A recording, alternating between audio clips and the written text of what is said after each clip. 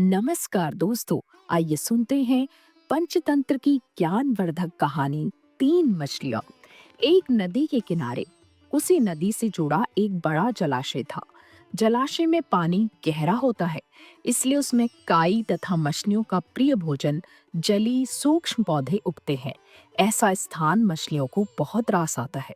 उस जलाशय में भी नदी से बहुत सी मछलियां आकर रहती थी। अंडे देने के लिए तो सभी मछलियां उस जलाशय में ही आती थी। वह जलाशय लंबी घास व झाड़ियों द्वारा घिरा होने के कारण आसानी से नजर नहीं आता था। उसी में तीन मछलियों का झुंड रहता था। उनके स्वभाव भिन्न थे। अन्ना संकट आने के लक्षण मिलते ही संकट टालने का उपाय करने में विश्वास रखती थी। प्रत्यु कहती थी कि संकट आने पर ही उससे बचने का यत्न करो। यदि का सोचना था कि संकट को टालने या उससे बचने की बात बेकार है। करने कराने से कुछ नहीं होता। जो किस्मत में लिखा है वो होकर रहेगा। एक दिन शाम को मछुआरे नदी में मछलियां पकड़कर घर जा रहे थे। बहुत कम मछलियां उनके जालों में फंसी थी, अतः उनके चेहरे उदास थे। तभी उन्हें झाड़ियों के ऊपर मछली खोर पक्षियों का झुंड जाता दिखाई दिया। सबकी चोंच में मछलियां दबी थी। वे चौंके। एक ने अनुमान लगाया, दोस्तों, लगता है झाड़ियों के पीछे नदी से जुड़ा जलाशय है, जहां इतनी सारी मछलियां पल रही हैं। मछुआरे पुलकित होकर झाड़ियों में से होकर जलाशय के तट पर आ निकले और ललचाई नजर से मछलियों को देखने लगे। एक मछुआरा बोला, आहा, इस जलाशय में तो मछलियां भरी पड़ी हैं। आज तक हमें इसका पता ही नहीं लगा। यहाँ हमें ढेर सारी मछलियां मिलेंगी। दूसरा बोला। तीसरे ने कहा, आज तो शाम घिरने वाली है, कल सुबह ही आकर यहाँ जाल डालेंगे। इस प्रकार मछुआरे दूसरे दिन का कार्यक्रम तय करके चले गए। तीनों मछलियों ने मछुआरे की बात सुन ली थी। अन्ना मछली ने कहा, साथियों, तुमने मछुआरों की बात सुन ली। अब हमारा यहाँ रहना खतरे से खाली नहीं है। खतरे की सूचना हमें मिल गई है। समय रहते अपनी जान बचाने का उपाय करना चाहिए। मैं तो अभी ही इस जलाशय को छोड़कर नहर के रास्ते नदी में जा रही हूँ।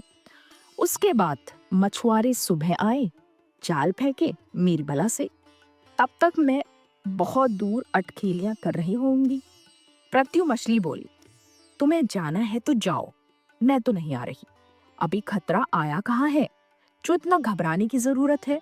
हो सकता है संकट आए ही नहीं, उन मछुआरों का यहाँ आने का कार्यक्रम ही रद्द हो जाए। हो सकता है रात को उनके जाल को चूहे कुतर जाए। हो सकता है उनकी बस्ती में आग लग जाए। भूचाल आकर उनके गांव को नष्ट कर सकता है, या रात को मूसलाधार वर्षा आ सकती है और बाढ़ में उनका गांव बह सकता है। इसलिए उनका आना निश्चित नहीं है। जब वे आएंगे तब की तब सोचेंगे, हो सकता है मैं उनके जाल में ही न फंसूं। यद्दी ने अपनी भाग्यवादी बात कही। भागने से कुछ नहीं होने का। मछुआरों को आना है तो वो आएंगे, हमें जाल में फंसना है तो हम फंसेंगे। किस्मत में मरना ही लिखा है तो फिर क्या किया जा सकता है। इस प्रकार अन्ना तो उसी समय वहां से चली गई। प्रत्यु और यद्दी जलाशय में ही रही। भोर हुई तो मछुआरे अपने जाल को लेकर आए और लगे जलाशय में जाल फेंकने और मछलियां पकड़ने।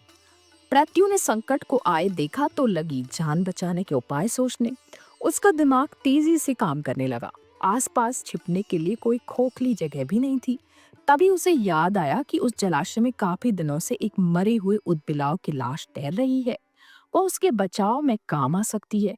जल्दी ही उसे वह लाश मिल गई। लाश सड़ने लगी थी। प्रत्यु लाश के पेट में घुस गई और सड़ती लाश की सड़ांध अपने ऊपर लपेटकर बाहर निकली। कुछ ही देर में मछुआरे के जाल में प्रत्यु फंस गई। मछुआरे ने अपना जाल खींचा और मछलियों को किनारे पर जाल से उलट दिया।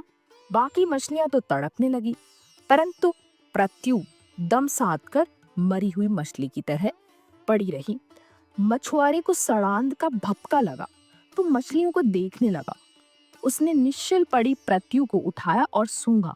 आक, ये तो कई दिनों से मरी मछली है, सड़ चुकी है। ऐसे बड़बड़ाकर बुरा सा मुंह बनाकर उस मछुआरे ने प्रत्यु को जलाशय में फेंक दिया। प्रत्यु अपनी बुद्धि का प्रयोग कर संकट से बचकर निकलने में सफल हो गई। पानी में गिरते ही उसने गोता लगाया और सुरक्षित गहराई में पहुंचकर जान की खैर मनाई। यद्दी भी दूसरे मछुआरे के जाल में फंस गई थी और एक टोकरे में डाल दी गई थी। भाग्य के भरोसे बैठी रहने वाली यद्दी ने उसी टोकरी में अन्य मछलियों की तरह तड़प तड़प कर प्राण त्याग दी। इस कहानी से हमें सीख मिलती है, भाग्य भी उन्हीं का साथ देता है जो कर्म में विश्वास रखते हैं और कर्म को प्रधान मानते हैं। भाग्य के भरोसे हाथ पर हाथ रखकर बैठे रहने वाले का विनाश निश्चित है। तो दोस्तों, अपनी कहानी को देते हैं यहीं पे विराम। तो जल्दी ही मिलते हैं एक नई कहानी के साथ। तब तक के लिए मुझे विदा दीजिए। धन्यवाद।